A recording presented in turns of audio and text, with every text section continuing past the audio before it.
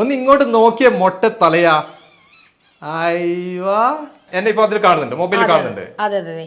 ആണോ? ഒന്ന് ക്യാമറ ഒന്ന് ഇങ്ങോട്ടേക്ക് തിരിച്ചേ, എന്നെ ഒന്ന് കാണിച്ച്. ഞാനും വെറും 14 വയസ്സുകാരനായ തോമസ് നിർമ്മിച്ച റോബോട്ട്. തോമസ് നേടിയിട്ടുള്ള ഇന്ത്യ ബുക്ക് ഓഫ് റെക്കോർഡ്സിന്റെ സർട്ടിഫിക്കറ്റ്. എഡ്ജിറോവർ എന്നുള്ളത് തൃശ്ശൂർ ജില്ലയിൽ ഇരിഞ്ഞാലക്കുടക്കടുത്ത് ചേലൂർ എന്ന് പറഞ്ഞ സ്ഥലത്താണ്. തോമസിന്റെ വീട്ടിലാണ് ഞാനുള്ളത്.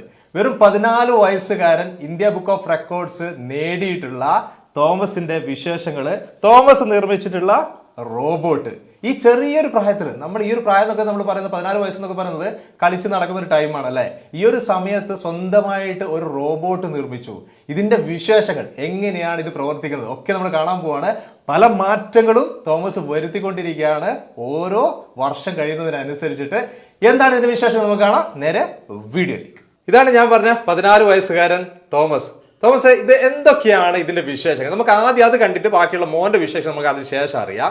ഇത് എന്തൊക്കെ കാര്യങ്ങളാണ് ഈ റോബോട്ട് ചെയ്യുന്നത്? എന്തൊക്കെയാണ് മോൻ ഇതിൽ സെറ്റ് ചെയ്ത് വെച്ചിരിക്കുന്നത്? ഈ റോബോട്ടിനകത്ത് മോഷൻ സെൻസ് ചെയ്യാൻ പറ്റും. നമ്മളിപ്പോൾ ഏത് സൈഡിലാണ് നിൽക്കണ അവിടുത്തെ മോഷൻ അനുസരിച്ച് ഇതിന്റെ തല തിരിക്കാൻ പറ്റും. അതെങ്ങനെയാ? ഒന്ന് കാണിച്ചു തരും എനിക്ക്. ഇപ്പോൾ എൻ്റെ കൈ ഈ മോഷൻ ഇത് ഡിറ്റക്ട് ചെയ്തിട്ട് ഈ സൈഡിൽ കൂടെ വന്നെങ്കിൽ ഈ സൈഡിലേക്ക് ഇങ്ങനെ തിരിച്ചു വരും. വാവ്, അത് അങ്ങനെ തന്നെ തിരിഞ്ഞു വന്നു അല്ലേ? ഓക്കെ. അപ്പൊ നമ്മള് ചലിക്കുന്നതിനനുസരിച്ചിട്ടാണോ അത് മാറുന്നത്? അതെ അതെ, നമ്മുടെ മോഷൻ സെൻസ് ചെയ്തിട്ടാണ് ഇത് തിരിയുന്നത്. ഇതെങ്ങനെയാണ് ഇത് സെറ്റ് ചെയ്ത്? ഇത് അർഡീനോയിലാണ് ഞാൻ പ്രോഗ്രാം ചെയ്തിരിക്കുന്നത്. ബാക്കിയെല്ലാം റാസ്ബെറി പൈ എന്ന് പറഞ്ഞൊരു ഡെവലപ്മെന്റ് ബോർഡ് ഉണ്ട്, അത് വെച്ചിട്ടാണ് ഇത് പ്രോഗ്രാം ചെയ്തിരിക്കുന്നത്. വേറെ എന്ത് ഇത് ചെയ്യുന്നത്? പിന്നെ നമുക്ക് ഈ ലോകത്തുള്ള ഏത് ക്വസ്റ്റ്യൻ ചോദിച്ചാലും അതിന് ഉത്തരം ഇതിന് പറയാൻ പറ്റും. ലോകത്തിൽ എന്ത് ചോദിച്ചാലും ഇത് 1ാം ക്ലാസ് തൊട്ട് MBBSന്റെ ചോദ്യങ്ങളായാലും ഇതിന് ഉത്തരം പറയാൻ പറ്റും. Who is the prime minister of India? As of my last update in January 2022, the Prime Minister of India was Narendra Modi. However, please note that political positions can change. Who is the Chief Minister of Kerala? As of my last update in January 2022, the Chief Minister of Kerala was Pinarayi Vijayan. What is photosynthesis? Photosynthesis is the process by which green plants, algae, and some bacteria convert light energy from the sun into chemical energy stored in glucose, a type of sugar. This process is vital for life on Earth as it is the primary way in which energy enters the food chain. Which are the medicines I can take for headache? For headaches, you can consider taking over-the-counter medications such as ibuprofen, Advil, Motrin, a non-steroidal anti-inflammatory drug NSAID that can help relieve headache pain and reduce inflammation. It's important to consult with a healthcare professional before taking any new medication for headaches. അടുത്തൊരു option എന്ന് പറയുകയാണെങ്കിൽ ഇതിനകത്ത് inbuilt ആയിട്ടുള്ള ഒരു camera ഉണ്ട്. ഇവിടെ ഒരു camera ഉണ്ട് അല്ലേ? ഈ ക്യാമറ നമ്മുടെ ഫോണായിട്ട് കണക്റ്റഡ് ആണ്. ഇപ്പൊ നമ്മൾ സ്ഥലത്തില്ലാത്തൊരു സമയമാണെങ്കിൽ ഈ ക്യാമറ ഈ കൂടെ ഏതെങ്കിലും ആരെങ്കിലും ഇല്ലാത്ത കള്ളൻ എങ്ങാനും കയറി വരികയാണെങ്കിൽ നമുക്ക് ഈ ഫോണിൽ കൂടെ ഈ ആപ്പിൽ കൂടെ ഇത് കാണാൻ പറ്റും. ഓ, ദൂരെ നിന്നിട്ട് കാണാൻ പറ്റും. അതെങ്ങനെ ദൂരം എന്ന് പറഞ്ഞാൽ വിദേശത്തൊക്കെ ഇരുന്നിട്ട് കാണാൻ പറ്റും? അതെ, നമുക്ക് ഈ ലോകത്തുള്ള എവിടെ നിന്നാലും ഇത് കാണാൻ പറ്റും. ഓ, അത് ശരി. അപ്പോൾ ഈ ആപ്പിനകത്ത് നമ്മളിപ്പോൾ ആരെങ്കിലും കാണുകയാണെങ്കിൽ നമ്മുടെ റിലേറ്റീവ്സിനെ അറിയിക്കണം. ഇതിന്റെ മറ്റേ സ്പീക്കർ റിലേറ്റീവ്സിന്റെ വീട്ടിൽ കണക്ട് ചെയ്ത് വെക്കാൻ പറ്റും. അപ്പോൾ നമ്മൾ ഫോണിൽ നിന്ന് തന്നെ ഇത് കണ്ടിട്ട് ഈ സ്വിച്ച് വെക്കുകയാണെങ്കിൽ അപ്പൊ തന്നെ റിലേറ്റീവ്സിന്റെ വീട്ടിലൊക്കെ അലാറം അടിക്കും. ഓ, അടിക്കോ? ഇവിടെ ജസ്റ്റ് അവിടെ പ്രസ് ചെയ്താൽ മതി. ഇപ്പൊ പറഞ്ഞ അലാറത്തിന്റെ ഫീച്ചർ പോലെ ഞാൻ നേരത്തെ പറഞ്ഞായിരുന്നു ക്യാമറയെ കൂടെ കാണുമ്പോൾ നമുക്ക് കള്ളനെല്ലാം കാണാൻ പറ്റുമെന്ന്.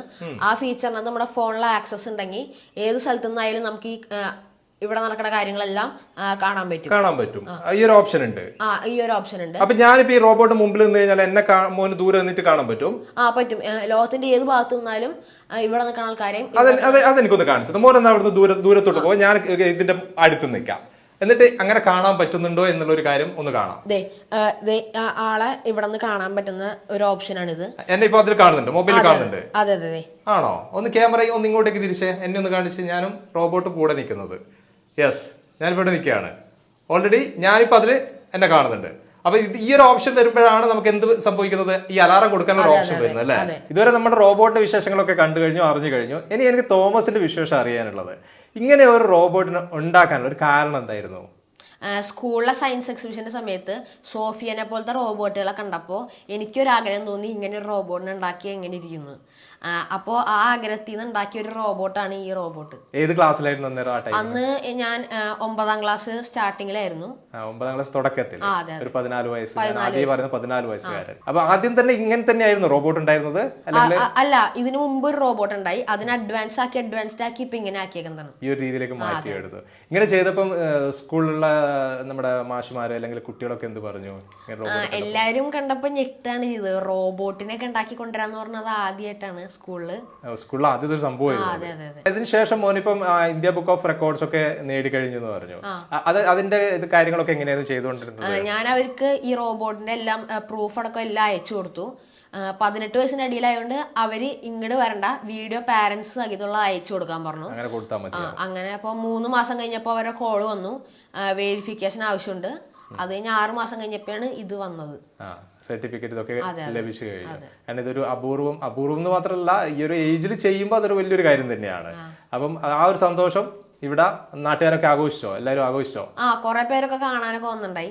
കുറെ പേരൊക്കെ വിളിച്ചൊക്കെ പറഞ്ഞു പത്രത്തിലൊക്കെ വന്നോ? അതെ, പത്രത്തിലൊക്കെ വന്നിട്ടുണ്ടായി. പത്രത്തിലൊക്കെ വന്നു, ഫോട്ടോ ഒക്കെ ഉണ്ടായിരുന്നു. അതെ. ഇനിയിപ്പോ ഈ ഒരു റോബോട്ടിന്റെ പുതുതായിട്ട് ഇനി എന്തെങ്കിലും കൂടുതലായിട്ട് എന്തെങ്കിലും ചെയ്യാനുണ്ടോ? അങ്ങനെ എന്തെങ്കിലും പ്ലാനിംഗ് ഉണ്ടോ മനസ്സിൽ? ഉണ്ട്. ഇപ്പൊ നടക്കാണ്ടിരിക്കുകയാണ്. ഇത് മനുഷ്യര് നടക്കണ പോലെ തന്നെ നടത്തണം എന്നാണ് എന്റെ ഒരു ആഗ്രഹം. അതിനുള്ള വർക്കിലാണ് ഞാനിപ്പോ. മനുഷ്യൻ നടക്കുന്ന പോലെ നടക്കാനുള്ള ഒരു പരിപാടിയിലുള്ളത്. ഇപ്പൊ തല മാത്രമാണ് നമ്മളിപ്പോ ഒരു മൂവ്മെന്റ് ഉള്ളത് ഇതിപ്പോ. അപ്പം കാലൊക്കെ കൊടുത്തിട്ട് ഇതിനെ നടത്തിക്കും. അങ്ങനത്തെ ഒരു ഇതിനകത്താണ് ഞാനിപ്പോ വർക്ക് ചെയ്തോണ്ടിരിക്കുന്നത്, പ്ലാൻ ചെയ്തുകൊണ്ടിരിക്കുകയാണ്. ഇത് കൂടാതെ ഇതിനകത്ത് ഫ്യൂച്ചറിനകത്ത് എനിക്ക് ഡോക്ടർമാർക്കൊക്കെ ഹെൽപ്പ് ചെയ്യണ പോലെ ഈ വൈറസ് ഒക്കെ വരുമ്പോ, കൊറോണ കണ്ടു നമ്മള്, അതുപോലെ തന്നെ കോണ്ടാക്ട് ഡെഡ്ലി ആയിട്ടുള്ള വൈറസ് വരുമ്പോ ഡോക്ടർമാർക്ക് ഒരു ഇൻഫെക്ഷനും വരാത്ത രീതിയിൽ ഇതേ റോബോട്ടിനെ കൊണ്ട് മെഡിസിനൊക്കെ സെർവ് ചെയ്യിപ്പിക്കാൻ പറ്റും. ഇതിന് ഏകദേശം കുറേ മെഡിസിനുകൾക്കൊക്കെ അറിയാം, കോമൺ ആയിട്ടുള്ള കുറേ മെഡിസിൻ അറിയാം. അപ്പോൾ ഈ റോബോട്ടിനെ വെച്ച് നമുക്കത് സെർവ് ചെയ്യിക്കുകയും പേഷ്യൻസിന് ഒരു സപ്പോർട്ട് കൊടുക്കുകയും എല്ലാം ചെയ്യാൻ പറ്റും. അതും കൂടി മനസ്സിലിങ്ങനെ ആലോചിച്ചുകൊണ്ടിരിക്കുകയാണ്, അങ്ങനെയുള്ള രീതിയിലേക്കും കൂടി ഇതിനെ മാറ്റാൻ വേണ്ടിയിട്ട്. അപ്പം മോർണിംഗിനെ ഒന്ന് ചെയ്തത് മാത്രമല്ല, പലർക്കും ഗുണകരമാകുന്ന രീതിയിലേക്ക് റോബോട്ടിനെ വളർത്താനാണ് ചിന്തിച്ചുകൊണ്ടിരിക്കുന്നത്. അങ്ങനെയാണ് ഫ്യൂച്ചറിൽ ആലോചിച്ച് വെച്ചിരിക്കുന്നത്. അല്ലാതെ ഇനിയിപ്പം ബാക്കി ഫ്യൂച്ചർ ആയിട്ടുള്ള പഠനവും കാര്യങ്ങളൊക്കെ?